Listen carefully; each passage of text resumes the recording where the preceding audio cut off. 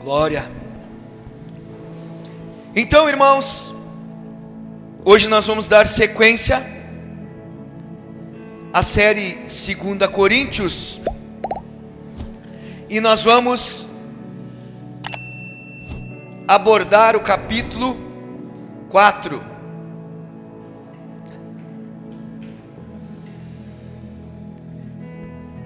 Mas antes de entrarmos no capítulo 4, eu quero dar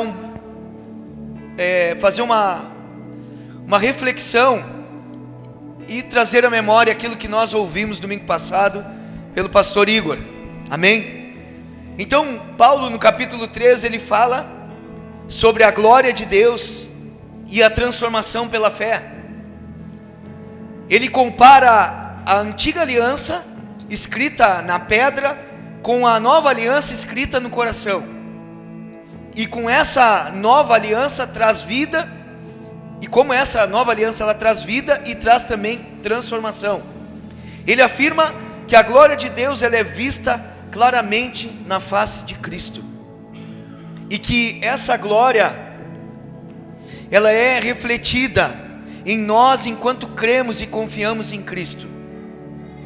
Ele também menciona como o Espírito de Deus nos capacita para viver de acordo com essa fé e com essa vida transformada. É uma prova da verdade e validade da nova aliança.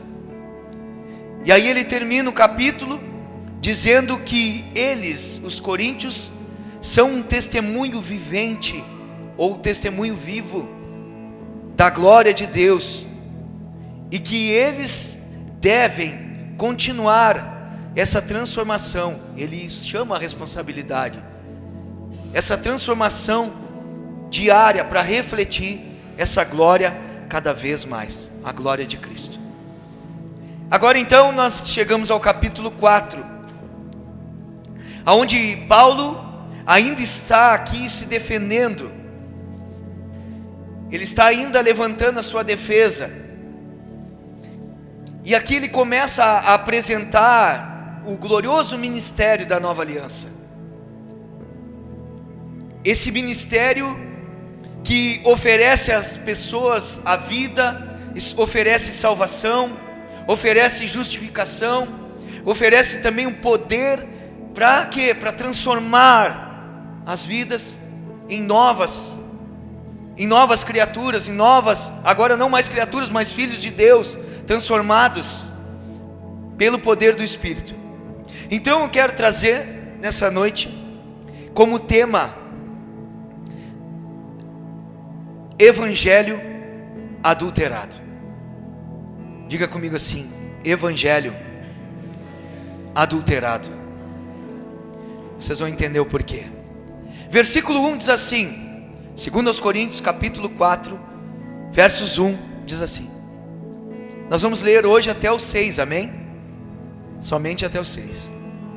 Portanto, visto que temos este ministério, pela misericórdia que nos foi dada, não desanimamos. Note que Paulo já começa falando do porquê de ter um ministério, mas ter um ministério não por merecimento humano, mas por misericórdia. Todos nós aqui já conhecemos o passado de Paulo. Paulo, em seu passado, ele era um grande perseguidor da igreja, alguém que mais afligia a igreja nos tempos onde a igreja começou a crescer e avançar, a se expandir. Alguém que havia feito tanto mal, agora entendia bem o que é receber esse ministério por misericórdia. Paulo pregou o Evangelho humildemente. Ele sabia que a sua vocação ao ministério, ela não se devia às suas próprias obras ou capacidades ou talentos que ele tinha, mas sim por causa da misericórdia, por causa da misericórdia de Deus sobre a sua vida. Agora, uma coisa que eu e você já precisamos aprender nessa noite, e preste atenção aqui no que eu vou dizer. Até mesmo misericórdia, ela também é imerecida. O que é misericórdia? Vem da palavra miséria. Córdia significa coração, ou seja, um coração miserável. Ou seja, Deus tem o que? Misericórdia. Ele tem o que? Alguém que perdoa, que tem tolerância, que tem longanimidade. Para quê? Para que esses corações eles sejam transformados, curados. Ele nos perdoa diante dos erros. Então isso se chama misericórdia. É aquilo que Ele nos dá, não por quem nós somos, mas por quem Ele é. Deus, Ele é misericordioso em sua essência. E o apóstolo Paulo, ele reconhece que agora, como perseguidor, ele agora é um perseguido, e que agora ele está debaixo de quê? De misericórdia, para fluir nesse ministério. A palavra ministério, ela sempre vai para o original, a palavra diaconia, que significa serviço. Então o seu serviço, ele é dado por Deus por misericórdia. Então isso é a primeira coisa que eu e você precisamos compreender nessa noite. Precisamos ter o entendimento de que até mesmo misericórdia, ela é imerecida. O que é imerecido, pastor? Eu não mereço. Não merecemos a misericórdia de Deus, e Ele ofereceu, e Ele nos oferece. O apóstolo, ele considerava a grandeza da sua vocação, e o Senhor deu força para quê? Para que ele enfrentasse essas dificuldades. Esse valor que ele dava pela vocação, é o que muitas vezes, irmãos, falta para muitos de nós. E por isso, muitas vezes desanimamos, porque não consideramos quão grande é o chamado que Deus nos dá em Jesus. Aqui quando ele fala vocação, irmãos, assim como diz em Efésios capítulo, se eu não me engano, capítulo 4, verso 1, que fala, para que a gente viva digno dessa vocação. Digno dessa vocação. O que significa isso? Não é vocação só quem é chamado para pastor, para mestre, para evangelista, para profeta, para apóstolo, que seja. Para cada um desses, não é isso que está falando. Vocação, nós somos todos vocacionados a sermos o quê? Pessoas que andam nas mesmas obras que Jesus andou, vocacionados a mostrar quem é Jesus através da nossa própria vida. Então, que valor que você dá para essa vocação? Que valor que você dá para isso? Paulo tinha um alto preço pelo Evangelho, ele tinha um alto preço, porque ele sabia e tratava isso como algo glorioso. Eu e você muitas vezes tratamos como algo qualquer. Como assim, pastor? Tu não sabe a minha vida? Mas muitas vezes nas nossas escolhas, nas nossas renúncias, nós mostramos que isso não tem tanta importância assim. Paulo não, Paulo abriu mão do seu próprio eu, da sua própria vida, abnegou a sua vontade, para que pudesse viver a vontade e esse evangelho glorioso. Aí muitas vezes a gente não sabe por que está desanimado, porque o desânimo ele não vem de um dia para o outro, irmãos. Nós não ficamos desanimados num dia que não vem num culto. Não, eu fiquei desanimado porque um dia eu não orei. Não é assim. São coisas reincidentes. Falta um culto, não sente nada. Falta uma oração, não sente nada. Falta um estudo, não sente nada. Já daqui a pouco também no outro domingo já não sente nada. E outra coisa, né? Aí já chega em casa, não tem nem vontade de ler a palavra, de orar, não tem mais nada. Tu sabe que não tem como eu e o pastor Igor e as pastoras, pessoal que já tem maturidade e a liderança dessa casa, eles chegarem em vocês ou qualquer pessoa que muitas vezes está desanimada, e a gente não dizer o que pode mudar a vida deles, que é a Bíblia, que é a oração, que é busca pelo Espírito. Não tem outra receita. Eu não posso mudar a fórmula que não existe. A fórmula que existe é realmente intimidade com Deus.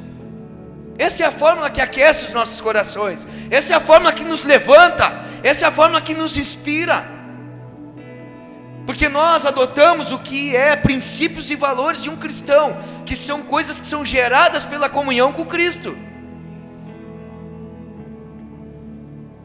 E muitos estão desanimados porque não consideram quão grande é o chamado de Deus. O chamado que Deus nos dá em Jesus. Deixa eu falar uma coisa, irmãos, é um privilégio fazer parte daquilo que Jesus está fazendo. Ei, você precisa entender, eu preciso entender, que é um privilégio a gente poder servir, que é um privilégio a gente poder abrir a nossa boca e pregar e proclamar o nome de Cristo. O que você se alegra? O que você acha que é ser privilegiado nessa terra? Deixa eu falar, isso tudo passa. Isso tudo é vaidade. Não busque, porque um dia você alcança certas coisas, naquele dia você está feliz, no outro dia acabou. Quantos de nós aqui já tiveram conquistas na terra? Eu sou um. Tu luta para comprar um carro, quando tu compra o primeiro carro, é aquela coisa assim, pá, tu fica na volta e tu limpa, e tu faz um monte de coisa, e tu vai lá e tu cuida isso, cuida aquilo. Daqui a pouco passou um tempo, aquela alegria passageira, aquela alegria momentânea, mas a vocação, esse chamado que Ele nos dá, irmãos, é viver em novidade de vida. É uma alegria que não brota da terra, ela brota do céu para a terra. Ela vem de um coração que é cheio de amor, que é o coração de Cristo. Ela vem de alguém que realmente é puro e que gera coisas dentro de nós para nos fazer realmente entender o que é viver uma vida com sentido. A ideia por trás da palavra grega desânimo, ou para desanimar, é de alguém que é um covarde de coração fraco. Essa palavra ela tem como significado falta de coragem, mas também de mau comportamento, conduta perversa. Olha como é mais amplo do que simplesmente desanimar. Está falando que por trás desse desânimo está um coração fraco. E um coração fraco é daqueles que realmente ainda estão vivendo na sua própria vontade. Um coração fraco é de alguém que ainda não recebeu um novo coração. É como se Paulo, ele dissesse, cara, pela misericórdia, nós não somos covardes de coração. É como se ele estivesse dizendo isso, mostrando e apontando, defendendo seu evangelho, o evangelho que ele pregava. Ou ele estava falando, pela misericórdia que Deus nos dá, nós não somos covardes de coração e não temos um comportamento maldoso. Sabe aquela maldade no coração que muitas vezes quando você vê alguma situação e você nota, pai, eu não tive maldade. Deixa eu falar, não é tua. Isso não vem de ti, isso vem do Espírito. Essa pureza, essa santidade, ela não é produzida por mim nem por ti. Um ser humano não pode oferecer o que ele não gera, o que ele não produz. Um ser humano ele não produz santidade. Um ser humano ele não produz pureza. Pelo contrário, ele produz impurezas. Então, aonde que entra o desânimo? Entra todas essas coisas juntas. Então Paulo ele começa apoiando seu ministério, dizendo que ele entende que é pela misericórdia de Deus. E a misericórdia de Deus impulsiona ele a ter um coração, realmente um coração fortalecido, porque não é na força dele. Quantos de nós não tem coragem, irmãos? Quantos de nós estão muitas vezes amedrontados com situações, com lutas, com adversidades, não levantam a sua espada de uma forma, espiritual, modo de dizer, não estou dizendo que vai pegar uma espada, mas a espada da fé, no sentido de quê? De estar apoiados em uma verdade. muitas vezes crendo em um evangelho que não é, um evangelho que mente, irmãos. É um evangelho que realmente traz a verdade de Cristo, aonde não importa a situação que você enfrente, o Senhor é aquele que te faz passar por ela. Se o mar não se abre, você passa por cima, e assim é. Aqueles que vivem com Cristo estão apoiados em alguém que é forte, que é poderoso, que é acima de todas as coisas. Só que muitas vezes eu e você somos aqueles que não são dispostos para viver isso. Estou desanimado. Mas o que você está fazendo para mudar isso? Eu estou desanimado. Beleza, tranquilo, todo mundo passa por isso. Todo mundo tem um momento de desânimo, todo mundo tem os dias difíceis. Agora, nem todos têm a mesma postura, nem todos têm a mesma coragem e ousadia de depender de Deus e dizer: eu sei que o Jesus, Ele vive no meu coração, Ele é aquele que me levanta, que quando eu estou fraco é que eu sou forte. Essa mentalidade que precisa mudar em nós, essa coragem que só Ele pode gerar dentro de mim e de você. Olha o 2 comigo.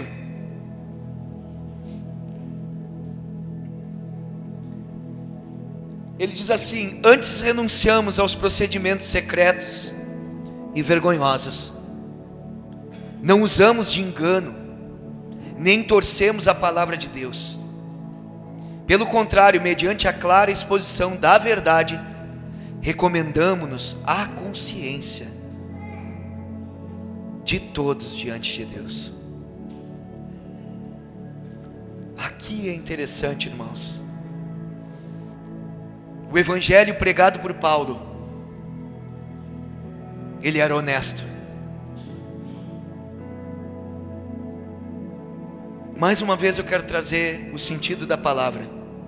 A palavra grega traduzida para essa palavra que foi colocada na nossa linguagem como engano, é um verbo que só é encontrado aqui no Novo Testamento. E sabe o que significa essa palavra? Ela significa diluir ou adulterar. Então o que Paulo está dizendo? Paulo não pregou um evangelho oculto. Ou seja, ele diz: renunciamos aos procedimentos secretos e vergonhosos. Ele também não pregou um evangelho corrompido, com engano. Não foi isso que ele fez. E nem misturou essa mensagem pura com algo, aproveitando a ingenuidade ou a necessidade humana, ou diluindo-a para acomodar ao público. Você sabe o que é Vamos pegar um exemplo que está bem tranquilo para nós. Uma gasolina, quando ela é adulterada, o que é feito? As pessoas misturam água na gasolina que é pura, adulteram a sua composição. Um exemplo: a gasolina, ela tem um nível de álcool que pode ser colocada. Quando passa daquele nível de álcool, superando a octana, que é a fórmula da gasolina, o que acontece? Ela adultera, ela fica mais fraca, ela fica diluída. Paulo está falando isso e trazendo para a mensagem do evangelho. Ele estava dizendo que ele não adaptava a sua mensagem à necessidade humana.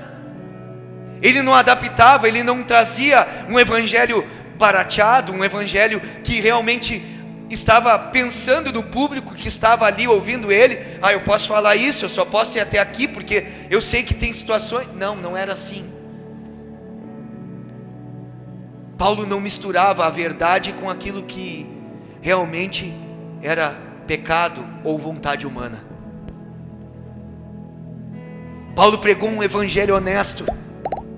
Muitos pregadores falham nesse exato ponto. Preste atenção. Esse exato ponto. Eles têm o verdadeiro evangelho, mas acrescentam a ele coisas. Lembre que nós estamos falando aqui em um contexto. O que estava acontecendo no capítulo anterior?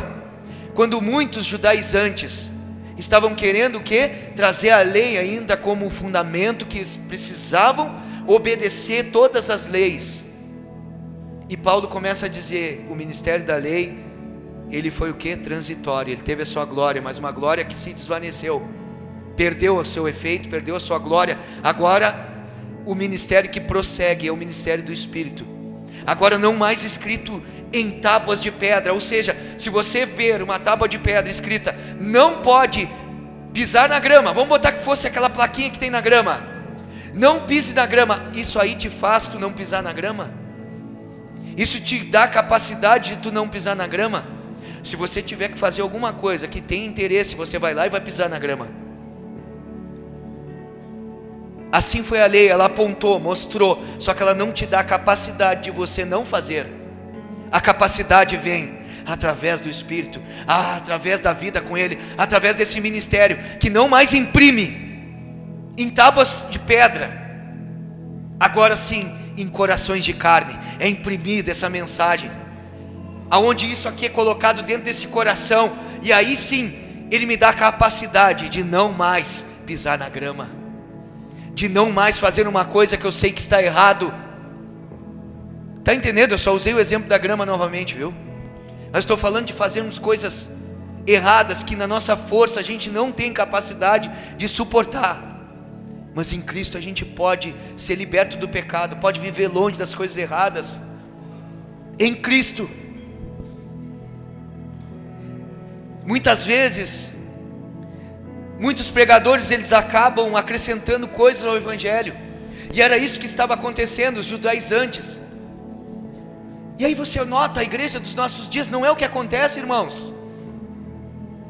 As pessoas querem acrescentar, querem fazer esse evangelho ser adulterado.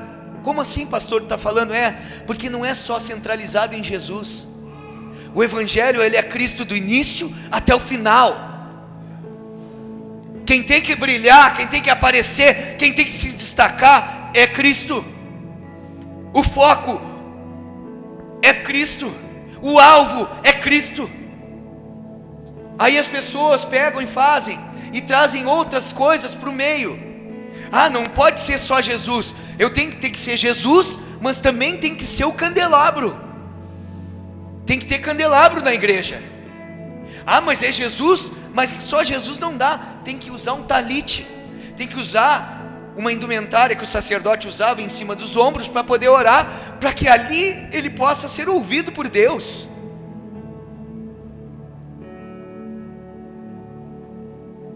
Mas não pode ser só isso. Também, se você também quer trazer a presença de Deus, a glória de Deus, você precisa pegar um chofar e tocar, e fazer um barulho ali, porque aquilo ali vai trazer a presença de Deus. Irmãos, isso tudo é judaísmo. Isso tudo é místico. Isso são coisas que vão fazendo o quê? O evangelho puro, genuíno, que Paulo estava pregando, que Jesus ensinou, ser diluído nos nossos dias. Diluído em nossos dias. Um evangelho adulterado. Um evangelho adulterado.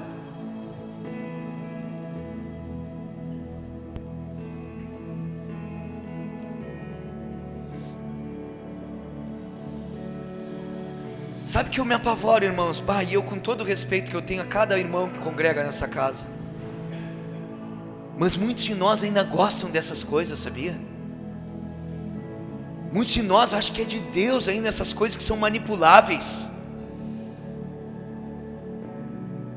Muitas pessoas no nosso meio ainda gostam de viver com cabresto que nem a lei cobrava. Alguém que te puxa, alguém que te vá atrás de ti, alguém que te chame para oração, alguém que te cobre a tua escala, alguém que olhe para ver se está fazendo certo, alguém que veja, pergunte se tu está orando, alguém que saiba da tua vida para te cobrar.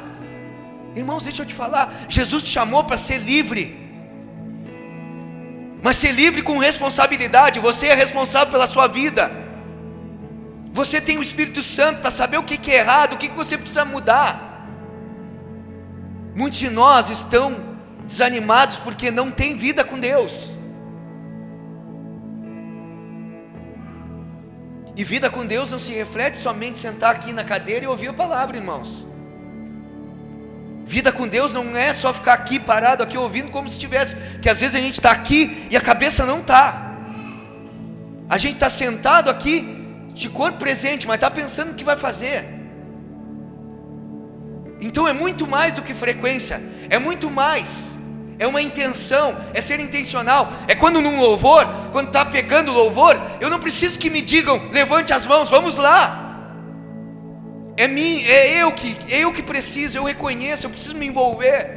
É que diante de uma palavra, eu não preciso que o pregador, ele faça alguma coisa para mim, dar glória a Deus e aleluia. Isso já sai espontâneo dentro de mim, porque o meu coração está vibrando. Porque aqui tem vida, porque aqui tem realmente vida com o Espírito. Saia dessa vida de que alguém precisa te mandar. Saia dessa vida que alguém precisa ser detetive da tua vida. Você e eu precisamos dar uma resposta. E a resposta que eu e você precisamos, é nós que decidimos, irmãos. Eu queria ser tanto, eu queria ser que nem aquele irmão.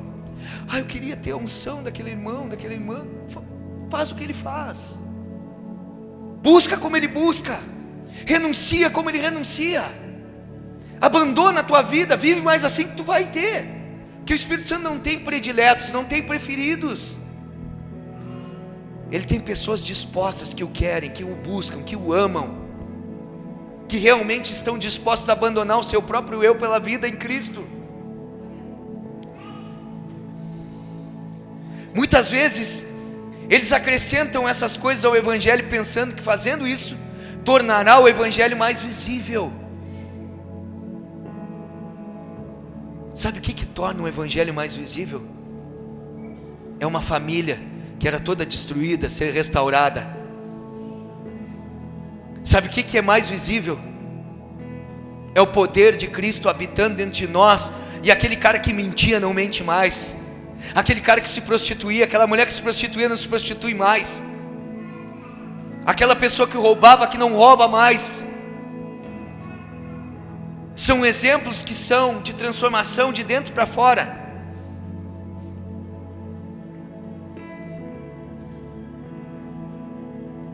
Aí muitas vezes a gente faz isso e olha como a gente tem uma tendência a isso. Aí a gente chega numa quadra, vamos botar que fosse essa vila aqui que nós estamos inseridos. Quantas denominações tem? Várias. Aí às vezes aquela igreja que tem pouquíssimas pessoas, a gente vai ali e olha e faz afere. Um olhar julgador e dizendo: não cresce porque não tem Evangelho. E aquela que está com muita gente cheia, está com muitas pessoas congregando, a gente diz: aqui tem Deus, e muitas vezes não tem. Porque é fácil manipular, irmãos. É fácil fazer movimento, é fácil fazer teatro, é fácil fazer movimento que Deus está operando, que Deus está fazendo, é fácil. Pense nisso, irmãos. O Evangelho, a Bíblia fala que nós devemos dar um culto a Deus, um culto racional, com entendimento. Eu preciso entender o que está sendo falado, porque eu entendendo o que está sendo falado, essa palavra cai no meu coração, e isso vai produzir a aplicação. E é isso o objetivo. O objetivo não é que Jesus venha aqui só para curar uma pessoa e a pessoa vai para o inferno. O objetivo do Evangelho é que a pessoa seja curada no seu coração, se arrependa e viva a eternidade com Jesus. É mais do que uma cura física, é mais do que um favor de Deus em alguma situação da tua vida. É realmente uma vida de relacionamento, intimidade com Ele, que me leva para o céu, que me leva a ser dele.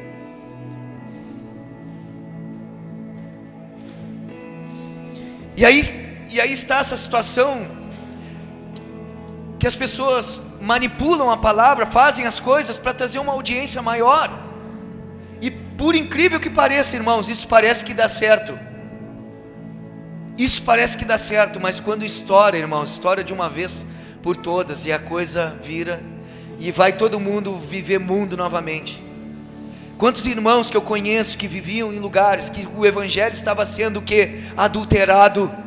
que frequentavam denominações que mudavam a palavra, e sabendo que aquilo ali não era o cerne, que não era daquele jeito, e famílias que se decepcionaram, que não querem mais Jesus, que estão aí no mundo vivendo pior do que viviam, porque acreditaram na história da carrochinha, acreditaram no conto do vigário, acreditaram em pessoas que são muitas vezes carregados de maldade em seu coração, de oportunidade, para quê? Para lesar, para se auto-beneficiar. Por isso que o evangelho que está sendo pregado, que Paulo diz e chama a atenção, o nosso evangelho foi pela misericórdia de Deus, e outra, não teve mistura, foi genuíno, foi puro. Não interessa, esse lugar se levanta aqui, não porque nós somos bons, mas porque Jesus Cristo, Ele é o perfeito da obra, e Ele nos mostra que o caminho é esse, a pregação do evangelho, sem beneficiar ninguém, e é essa forma que nós aqui, como pessoas que congregam na nossa casa, tem que ser lá fora, tem que ser aqui dentro, em qualquer lugar, não negociar, não diluir a palavra, não misturar com o pecado, não misturar com coisas que Jesus Cristo derrubou, e sim manter uma palavra firme, genuína, convicta, uma palavra que traz vida, irmãos, uma palavra que traz renovo. Paulo pregou um evangelho abertamente verdadeiro. Qualquer um poderia olhar para o que Paulo pregou e ver a pura verdade do evangelho. Aonde? Na sua própria vida. Ele não pregava um sistema elaborado de mistérios ocultos. Tem pessoas, olha, analisa o evangelho desses dias, irmãos. Quanta coisa oculta, ninguém entende nada. Texto fora do contexto, palavra liberada que ninguém sabe, sai do culto, não sabe nem o que foi pregado. É triste, irmãos, é triste a forma, o tempo que nós estamos vivendo.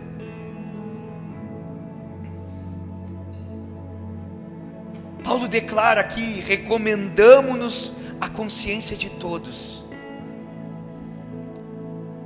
O que ele está falando? Cara, vocês têm a sua mente. Vocês têm o que? A consciência. Analisem com a consciência que vocês têm ao meu respeito. O apóstolo, ele pregou um evangelho de integridade.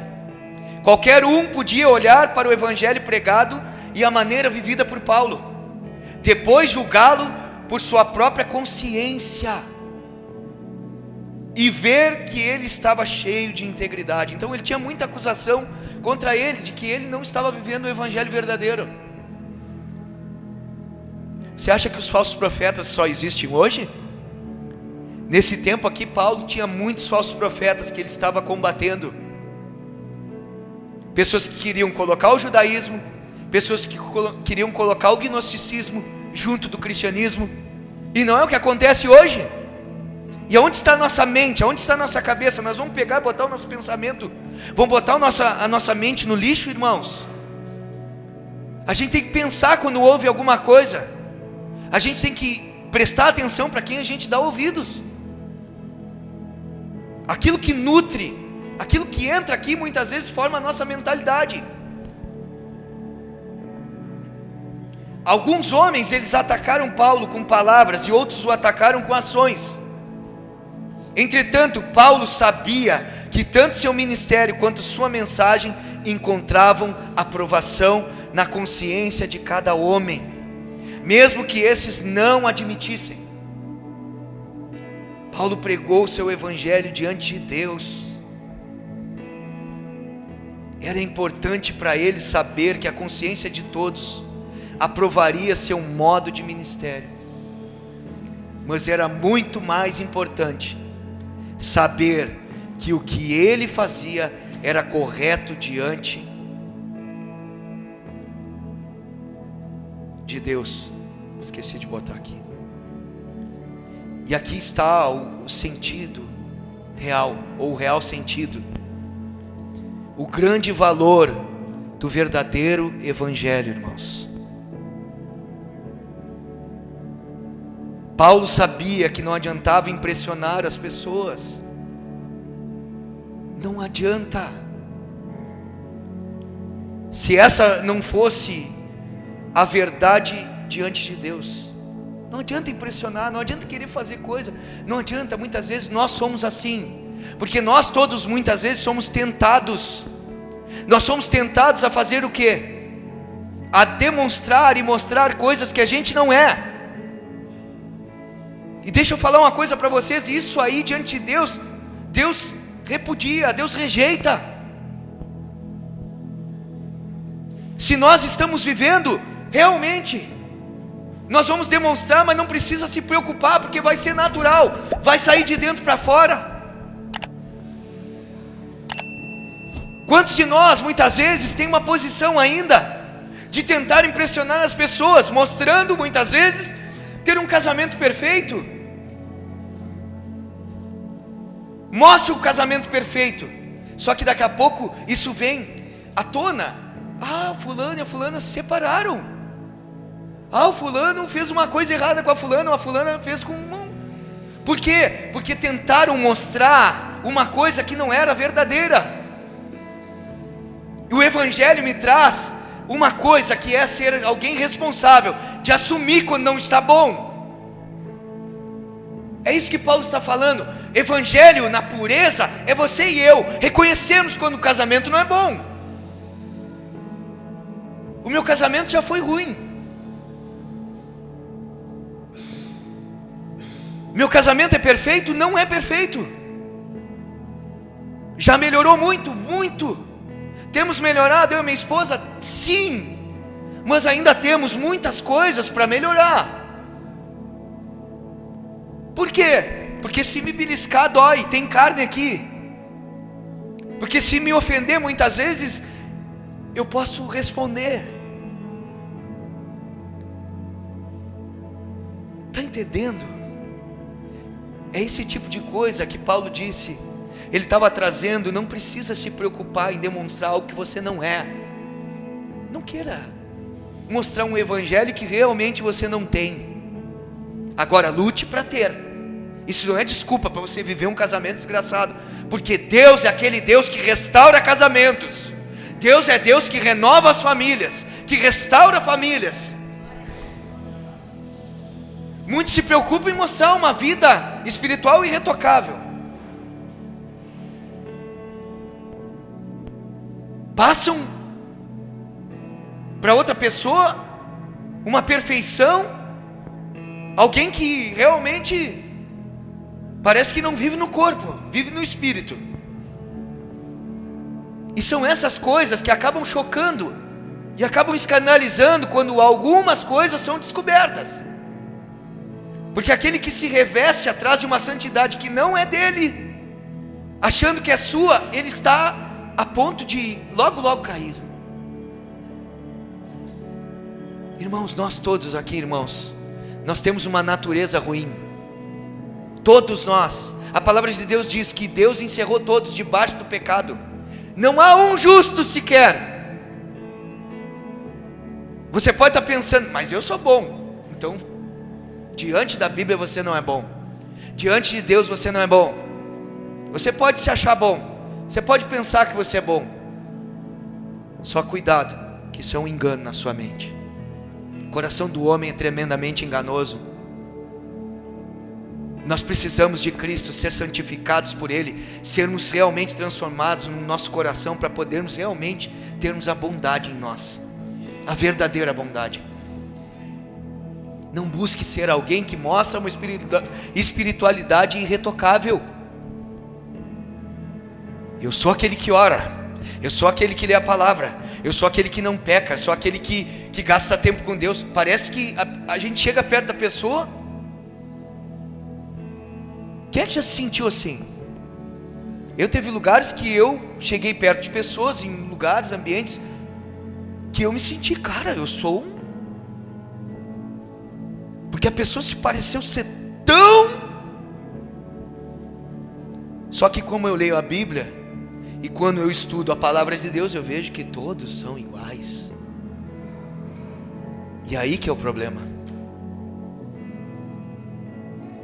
Deus não nos chamou para ser um personagem, não nos chamou para ser de verdade, irmãos. não me chamou para ser alguém que interpreta, ser alguém que busca a Deus. Não, realmente ser alguém que busca a Deus.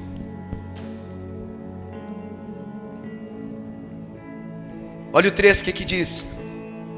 Mas se o nosso evangelho está encoberto para os que estão perecendo, é que está encoberto. Então o que estava acontecendo aqui? Haviam pessoas que não respondiam a esse evangelho que Paulo estava pregando, esse evangelho glorioso. E o que aconteceu? As pessoas começavam a dizer: cara, o ministério de Paulo não é verdadeiro. Por quê? Porque Paulo, em tudo que é lugar que ele vai, esse cara é perseguido, é apedrejado, os caras querem matar ele, ele é expulso das cidades. Cara, que Deus é esse? Que é a mentalidade de hoje, né? A mentalidade de muitos dos evangélicos hoje no Brasil é que se está dando alguma coisa errada, se tem alguma coisa errada, é pecado, é brecha, né? Tem que determinar, tem que declarar, tem que profetizar. Tu não pode aceitar isso. Eu não sei que Bíblia que esse povo lê. É esse evangelho que Paulo está dizendo que o evangelho que ele trazia não era adulterado, ele não era diluído, não era misturado com outra coisa, não é misturado com triunfalismo, com doutrina da prosperidade. Não, é um evangelho que é reto, onde o símbolo maior é uma cruz, onde é renúncia, onde é morte, onde é abandono do seu eu, aonde eu morro para te trazer vida. Então, estava acontecendo isso, e aí as pessoas começaram a acusar ele. Bom, isso aí acontece. E outra coisa, né? Eles diziam assim: não conseguimos ver o evangelho na vida de Paulo, porque a visão e a ótica que eles tinham de evangelho era o quê? De que se Paulo era um homem de Deus, tinha que dar tudo certo.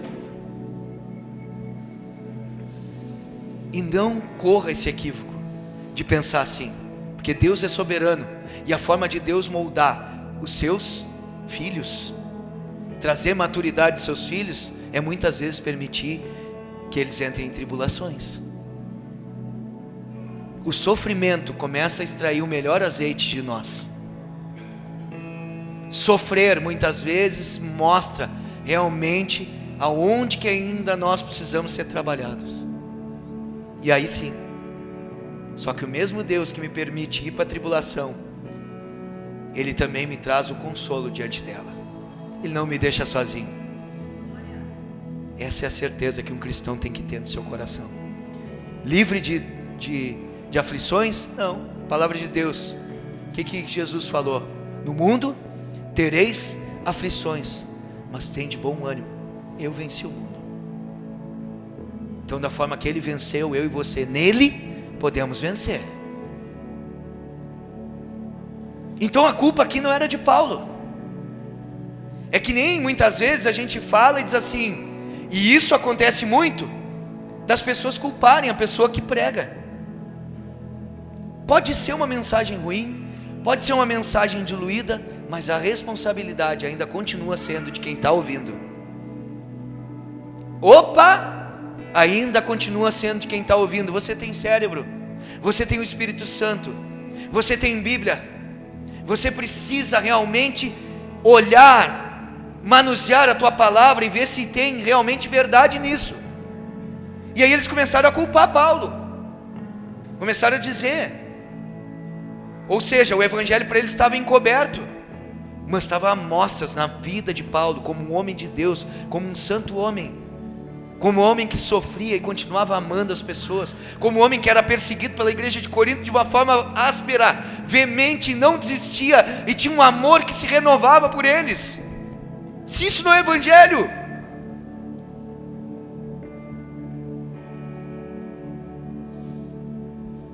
e o evangelho não é visto somente quando é falado aqui é teoria. Agora você vê o evangelho através da vida das pessoas que congregam nessa casa. O que é falado aqui é preciso ser visto ali, precisa ser visto aqui no meio. Tem lugares que o pastor prega em denominações que ele sai pela porta de cima do altar e não tem contato com ninguém. Pastor que não cheira ovelha não é pastor, irmãos. Pastor que não chega perto das ovelhas de Cristo, que não anda junto com elas, que não abraça, que não acolhe, que não chama para perto, não é pastor. Então todas as vezes que o teu pastor está tentando te trazer para perto, é porque ele está exercendo seu ofício. Então respeite. Acredite, porque tem salafrários aí que usam o nome somente para encher os bolsos.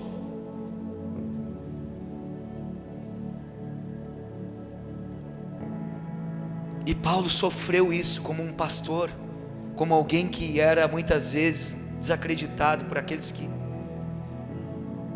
não entendem, que estão o quê? Que vai dizer agora, versículo 4: o Deus desta era cegou o entendimento dos descrentes, para que não vejam a luz do evangelho da glória de Cristo, que é a imagem de Deus. Agora, o que diz aí? O Deus dessa era cegou o entendimento dos descrentes. É o que diz? Sim ou não? Agora, isso ele não significa que sejam vítimas inocentes. Que sejam vítimas inocentes da obra de cegar as pessoas de Satanás. Ou seja, Satanás cegando elas. Isso não é um estado de vítima dessas pessoas. Você vai entender por quê. A obra de Satanás sobre eles não é o único motivo pelo qual eles estão cegos. Agora olha comigo, abre aí, Evangelho de João, capítulo 3, versos 19, olha o que diz. Aqui está o segredo.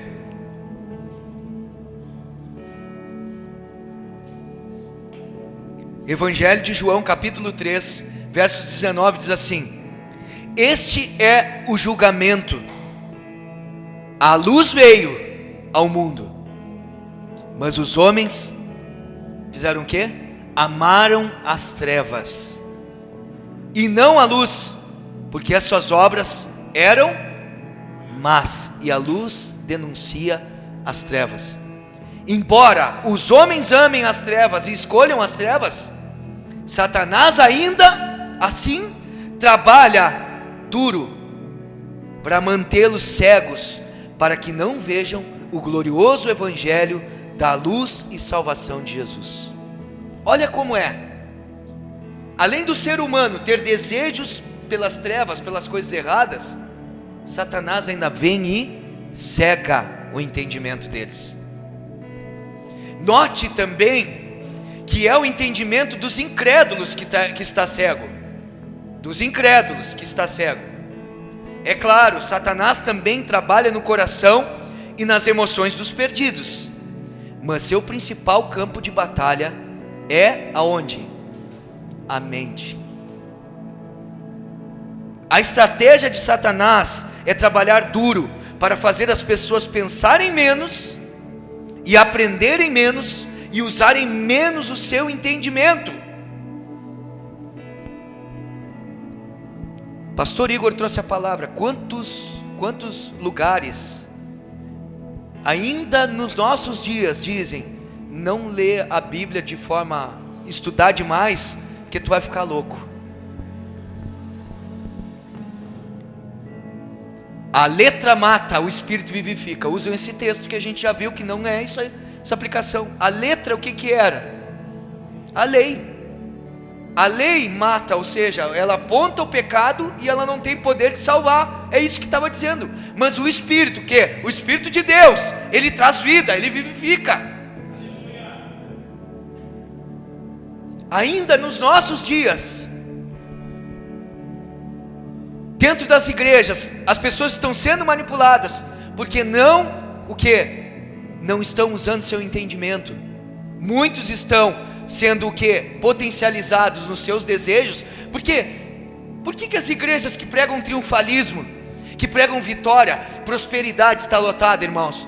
Porque está relacionado ao desejo, as trevas que há dentro de nós. A cobiça, o desejo, a ganância. Então tem isso, entrega nas mãos do diabo, o que ele faz? Ele potencializa. É isso. Aí ele vem e cega, porque eu entreguei na mão dele, ele continua me deixando cego. O diabo não tem problema em nos fazer prosperar, irmãos. Pare de pensar que João 10,10 está falando do diabo. Não está falando do diabo. Ainda hoje eu vi um pastor num comentário falando que João 10,10, o diabo veio para matar, roubar e destruir. Botou o diabo ainda no texto, que nem diz o diabo também. João 10,10 fala do mercenário, do ladrão, daquele que conduz as ovelhas, como um pastor, como um líder, que conduz as ovelhas tentando o quê? Pegar o dinheiro, usufruir do que elas produzem. Esses matam, esses roubam, esses destroem.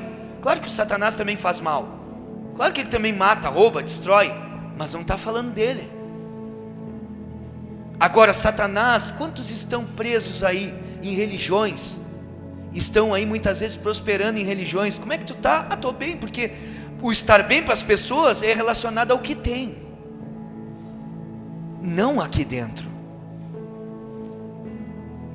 Se riqueza fosse estado de estar bem, qualidade de vida, as pessoas não tiravam a sua vida. Milionários não morreriam.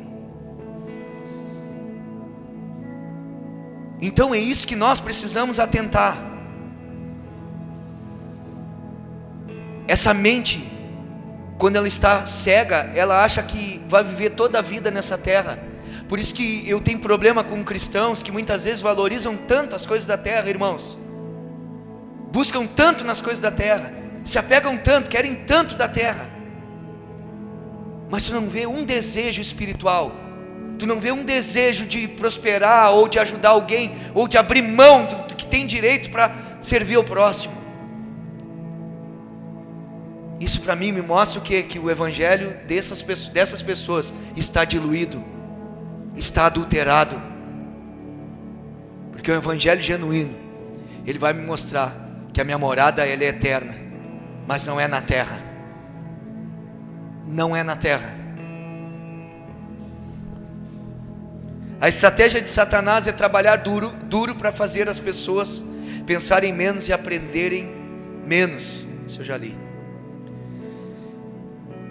E é também por isso que Deus escolheu a palavra. Olha só que lindo isso. É por isso que Deus escolheu a palavra para transmitir o evangelho. Porque a palavra toca nosso entendimento. E pode tocar o entendimento dos descrentes que o Deus dessa era cegou.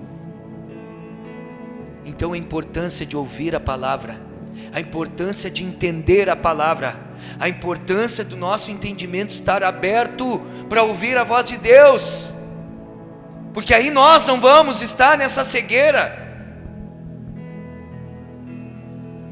Aí ele diz assim, para que não vejam, ou seja, o objetivo é o quê? Para que não vejam a luz do evangelho da glória de Cristo, para que não vejam. O que significa isso? Ver essa glória significa o quê? Obter salvação. Portanto, Satanás direciona seus esforços para cegar os homens, para que nunca vejam a luz do evangelho da glória de Cristo. Sabendo dessa estratégia de Satanás, que é essa, isso deve afetar a mim e a ti, deve nos afetar como nós oramos pelos perdidos. Devemos pedir a Deus que ilumine o entendimento e liberte do amor pelas obras das trevas. A nossa oração por aquele que está cego, por aquele que está sem enxergar. O evangelho está na frente. Quantos de nós não somos perfeitos, mas tem uma família estabelecida, tem um casamento legal, tem uma vida com Deus, tem um testemunho de vida favorável, e está muitas vezes em um contexto com amigos, com familiares que estão cegos? Precisamos orar para que Deus abra o entendimento. Precisamos sim orar para que Deus tire esse amor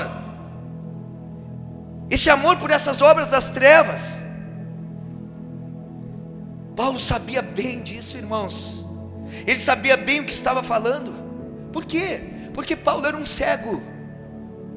Paulo era alguém que foi visitado, e ele diz iluminado, porque apareceu uma luz diante dele, o próprio Cristo apareceu, iluminou, apresentou a salvação, foi encontrado por Cristo. Assim como Paulo foi encontrado, outras pessoas também podem, a tua família pode, os teus amigos podem. Às vezes a gente chega e dá o decreto, às vezes a gente parece que essa pessoa não tem salvação. Por favor, irmão, não fale isso nunca.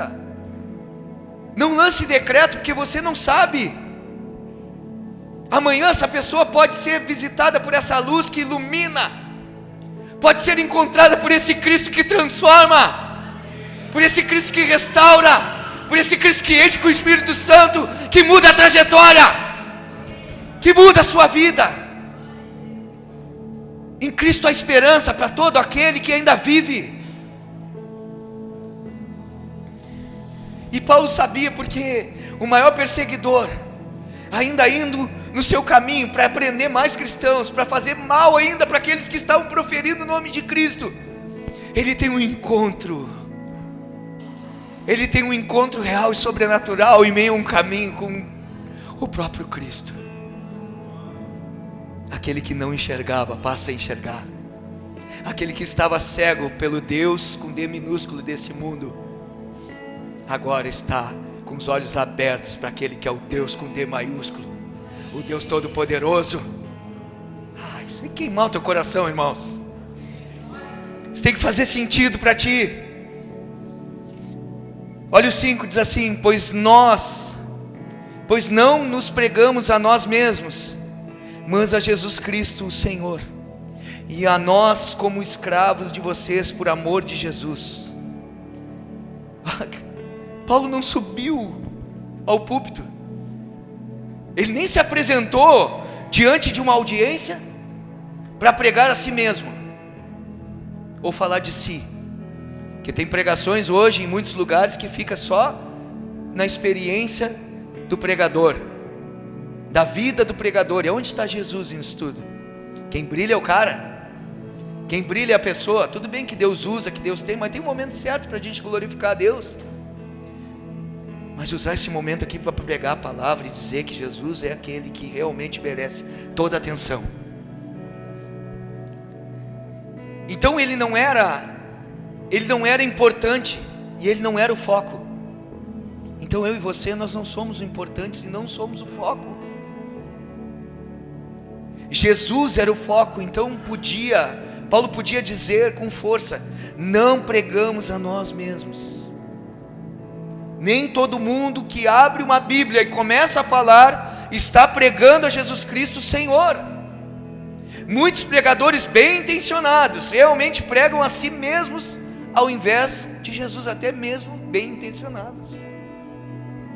Se o foco estiver nas histórias engraçadas, ou nas experiências de vida comoventes do pregador, ele pode estar pregando a si mesmo.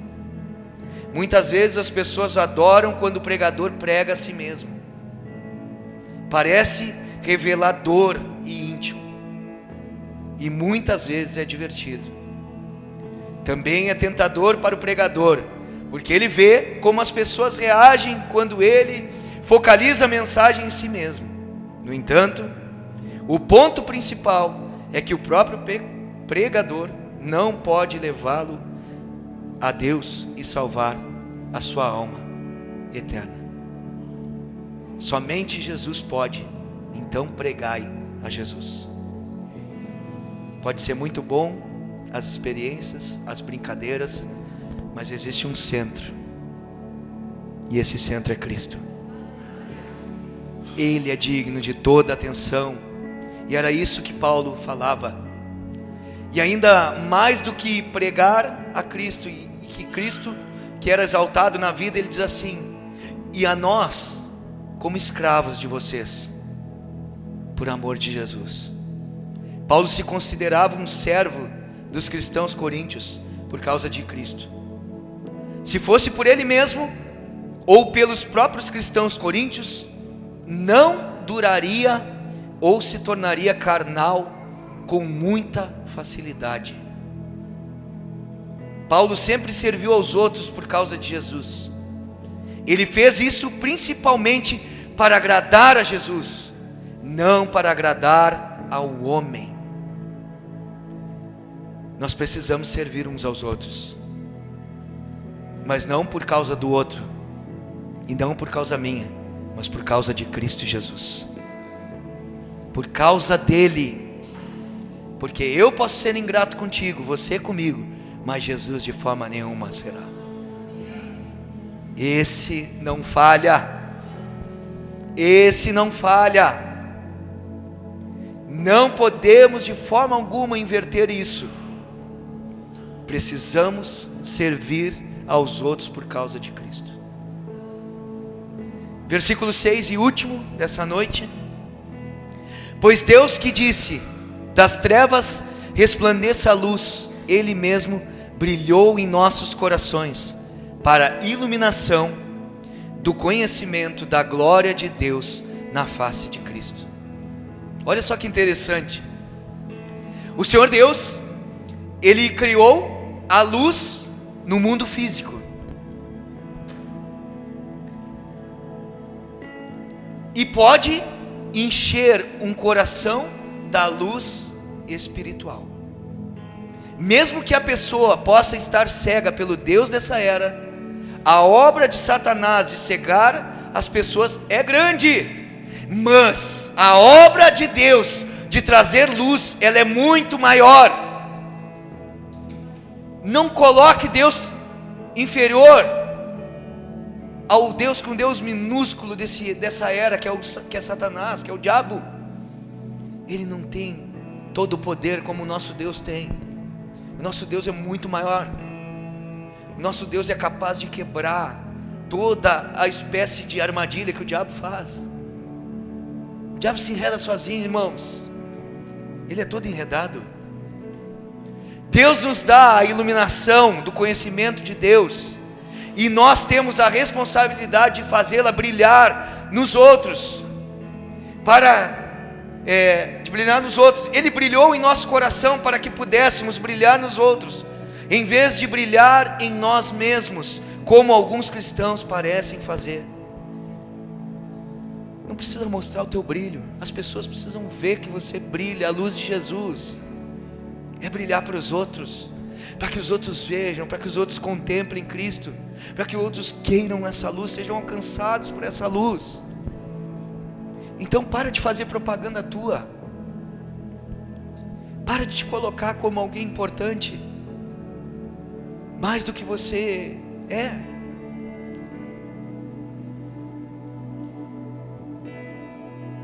Interessante que ele usa o texto de Gênesis, que Deus disse: haja luz.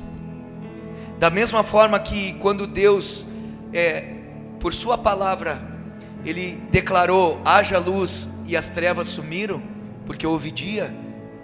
Assim é naquele que realmente é encontrado por Cristo, vivia em trevas, quando ouve a voz de Deus, ele vai para a luz, enxerga a luz. Então, irmãos, que o nosso evangelho, o evangelho que está no nosso coração, ele não seja um evangelho adulterado. Que nós tenhamos uma palavra realmente fiel, genuína, e que realmente esteja de acordo com as santas escrituras. Não importa se vai favorecer filho, se vai contrariar filho, se vai contrariar esposa, se vai contrariar amigo, se vai contrariar pai, mãe, não interessa, a palavra é uma só. A palavra, ela é reta, ela é franca, e ela é para todos de igual forma. Amém? Que o Senhor te abençoe, em nome de Jesus. Vamos ficar de pé.